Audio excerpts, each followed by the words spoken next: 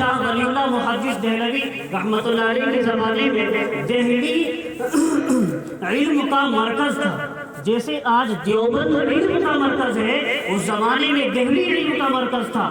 سب سے پہلے ہندوستان میں علم حدیث لانے والے شاہ ولی اللہ محدث دہلوی تھے، جنہوں نے دہلی میں مدرسہ قائم کیا اور احادیث بخاری شریف، مسلم شریف، ترمذی شریف یہ سندوں کے ساتھ پڑھانے کا سلسلہ سب سے پہلے شاہ ولی اللہ محدث دہلوی نے دہلی میں قائم کیا، ورنہ مشکات تک پڑھا کر عالمیت سے فراغت کر دی جاتی تھی، جس میں سلسلہ سند اپنے استاد سے لے کر اللہ کے رسول علیہ السلام تک جا کر ملتا ہے۔ انہوں نے کتاب ان سے پڑھی، انہوں نے ان سے پڑھی، اور انہوں نے اللہ کے رسول علیہ السلام سے پڑھی، انہوں نے تابعی سے پڑھی، اور صحابی سے پڑھی، صحابی اللہ کے رسول سے حاصل کر رہے ہیں حدیث۔ تو اس زمانے میں علم کا مرکز دہلی تھا، لیکن جب وہاں کے لوگوں میں ناقدری آئی تو اللہ نے ان سے یہ کام چھین لیا، لے لیا، اور دیوبند میں حضرت مولانا قاسم نانوتوی نور اللہ مرقدہ کے ذریعے اس علم شریعت کا کام لیا۔ خیر، اللہ ہمیں قدردانی کی توفیق دے۔ شاعر نے کیا ہی خوب کہا ہے، اللہ قدردانوں کو دیتا ہے دین اور ناقدروں سے لیتا ہے چھین۔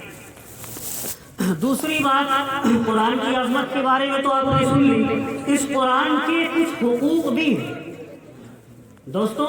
وقال، اللہ نے فرمایا وقال الرسول یا رب ان قوم اتخذوا هذا القرآن مهجورا۔ رسول علیہ السلام بھی قیامت میں کہہ دیں گے کہ میری قوم نے اس قرآن کو چھوڑ دیا تھا۔ رسول بھی اپنا دامن جھاڑ دیں گے، ایک طرف ہو جائیں گے کہ اس میری قوم نے، میری امت نے قرآن کو چھوڑ رکھا۔ حجر کے معنی چھوڑنے کے، تو حجر قرآن سے کیا مراد ہے؟ بس اہم بات ایک ہی بتانی ہے۔ مفسرین اس آیت کی تفسیر میں لکھتے ہیں کہ قرآن کریم کے 3 حقوق ہیں۔ یاد رکھنے کی بات ہے، بہت اہم بات ہے۔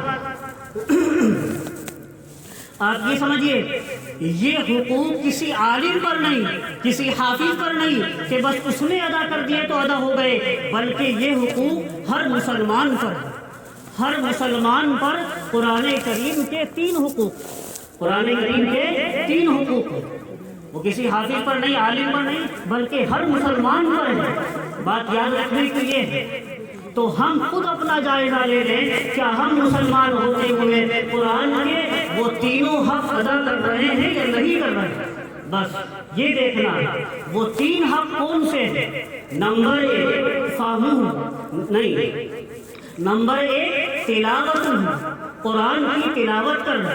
علماء لکھتے ہیں جب ہم یہ قرآن کا پہلا حق ہے تلاوت کرنا، تو ہم اس حق کو ادا کرنے والے بھی جب ہوں گے جب ہم نے اپنے بچوں کو قرآن پڑھایا ہوگا اور خود قرآن پڑھا ہوگا، تبھی تو ہم تلاوت کر سکیں گے، ورنہ کیا خاک کی تلاوت کر لیں گے۔ تو پہلا حق ہے قرآن کا، اس کی تلاوت کرنا۔ نمبر 2 فہمہ، اس کا سمجھنا۔ اللہ ہم سے کہنا کیا چاہتے ہیں، قرآن کو سمجھنا، اللہ اس کے اندر ہم سے کہنا کیا چاہتے ہیں، یہ دوسرا حق ہے۔ تو اس کے لیے ظاہر ہر آدمی عالم نہیں ہو سکتا، علماء کے پاس جا کر قرآن کو سمجھے۔ اسی سلسلے میں ہم نے جامع مسجد میں ایک محنت چلا رکھی ہے،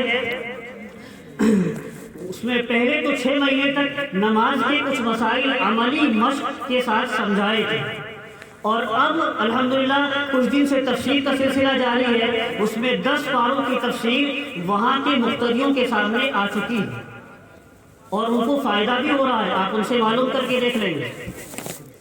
علماء لکھتے ہیں، ایک واقعے سے بات سمجھ میں آئے گی۔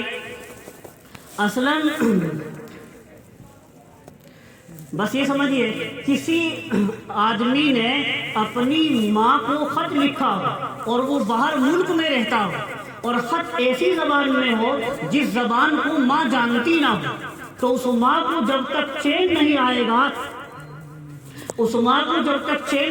گا، جب تک کہ وہ اس زبان کو سیکھ کر اس خط کو نہ پڑھ لے، میرے بیٹے نے اس خط میں کیا لکھ کر دیا ہے، یا اس زبان کے جاننے والے کے پاس جا کر اس خط کو نہ پڑھوا لے، میرے بیٹے نے اس میں کیا لکھ کر دیا ہے۔ اللہ جو 70 ماؤں سے زیادہ محبت کرتے ہیں، ہمیں ان کے کلام کو سمجھنا بھی ہوگا، اللہ ہم سے کہنا کیا چاہ رہے ہیں۔ تو دوسرا حق تمام مسلمانوں پر یہ ہے کہ ہم قرآن کو سمجھیں، اور سمجھنے والوں کے پاس جا کر سمجھیں، ظاہر ہر آدمی عالم نہیں ہو سکتا۔ تیسرا حق ہے عمل بالقرآن۔ اب قرآن کو ہم نے جو سمجھا ہے، قرآنی احکام جو ہمارے سامنے آئے ہیں، اب ان کے مطابق ہم زندگی گزاریں اور اس کے مطابق عمل کریں۔ بس اللہ ہمیں قرآن کے تینوں حقوق ادا کرنے کی توفیق نصیب فرمائے، آمین۔ وآخر دعوانا الحمدللہ رب العالمین۔